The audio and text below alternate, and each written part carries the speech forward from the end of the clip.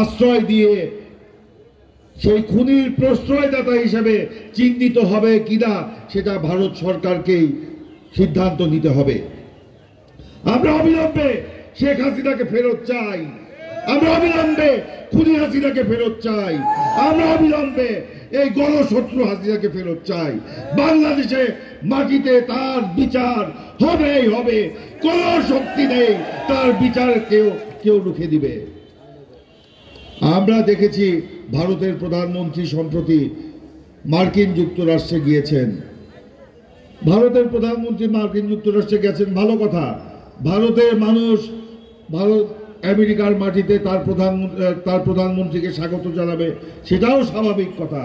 কিন্তু আমরা দেখলাম শেখ হাসিনার পোষ্যপুত্র আওয়ামী লীগের নেতাকর্মীরা ওয়াশিংটনের সেই হোয়াইট হাউসের সামনে ব্যানার নিয়ে ওয়েলকাম মোদিজি, ওয়েলকাম মোদিজি বলছেন। আমার তাদেরকে জিজ্ঞাসা করতে ইচ্ছা করে, আপনারা কি বাংলাদেশের নাগরিক না ভারতের নাগরিক? আজকে তারা বাংলাদেশের নাগরিকত্ব, এই কারণেই তাদের চলে যাওয়া উচিত। আওয়ামী লীগ বাংলাদেশের জনগণের স্বার্থ কখনো দেখে নাই, তারা ভারতের দালালি করার জন্যই বাংলাদেশে রাজনীতি করেছে।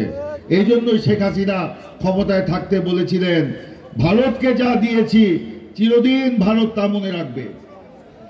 আর এখন ভারতের নেতাদের মুখে শুনেছি হাসিনাজি ভারতকে যা দিয়েছে সে কারণে ভারত চিরদিন নাকি হাসিনাকে মনে রাখবে। খুব ভালো কথা। তাদের প্রেম, ভারতের প্রেম শেখ হাসিনার সাথে, বাংলাদেশের মানুষের সাথে না।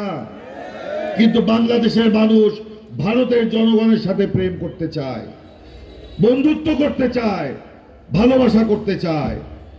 সেই সিদ্ধান্ত ভারতকেই নিতে হবে যে বাংলাদেশের মানুষের সাথে তারা সম্পর্ক করতে চায় নাকি শেখ হাসিনার সাথে তারা সম্পর্ক করতে চায়। আমরা সব সময় আমাদের দরজা খোলা রেখেছিলাম, কিন্তু ভারত সেদিকে পা বাড়ায় নাই। তার সবচেয়ে বড় প্রমাণ হচ্ছে এখন পর্যন্ত ভারত বাংলাদেশের যে গণ অভ্যুত্থান হয়ে গেছে এটাকে স্বীকৃতি দেয় নাই।